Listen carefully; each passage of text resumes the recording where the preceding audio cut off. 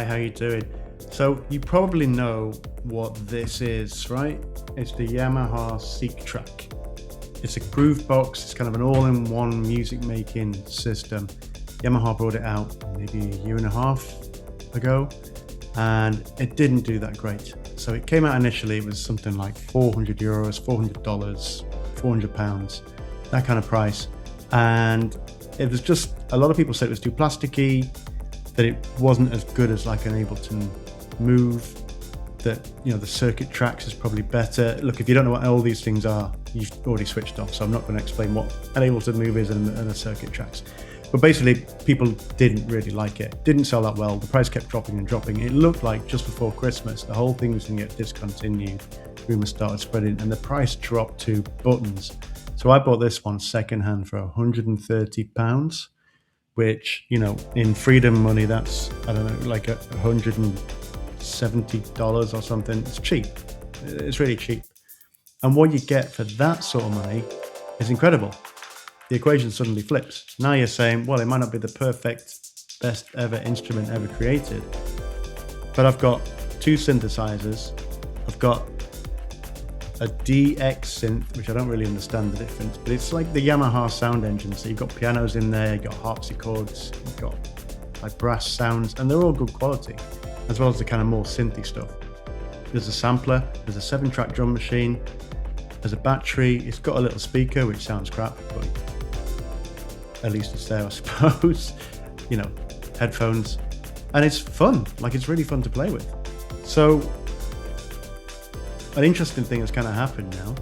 When the price dipped, people started buying again, and then people started reviewing and saying how much they liked it and what good value it was for the money.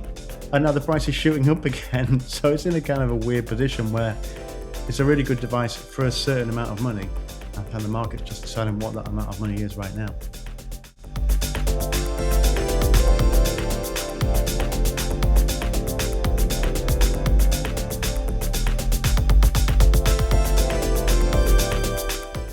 So I've been playing with mine for a few days, more or less now. And my kind of initial thoughts are, it's different from a Circuit Tracks, where a Circuit Tracks feels like you're always going to be playing it live.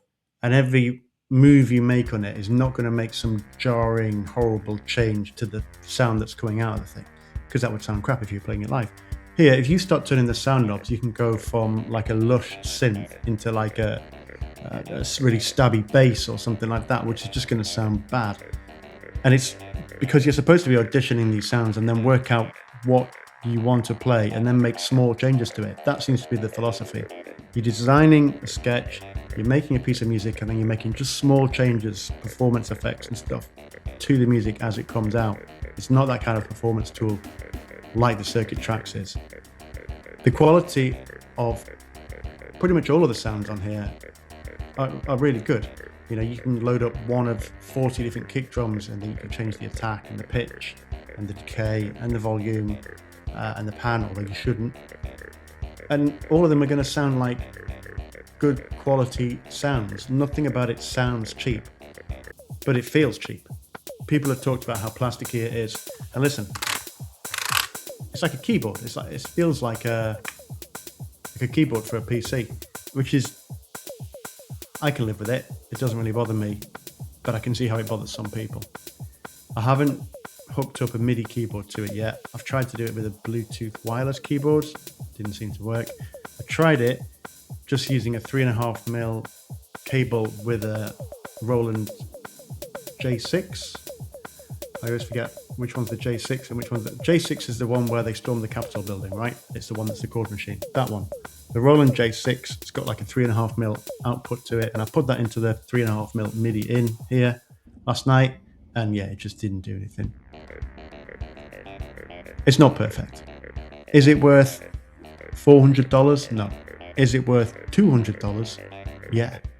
And I guess it's just where you find it, for what price, where you are, and how much you want to play something that, let's be honest, looks like a Lego cigarette.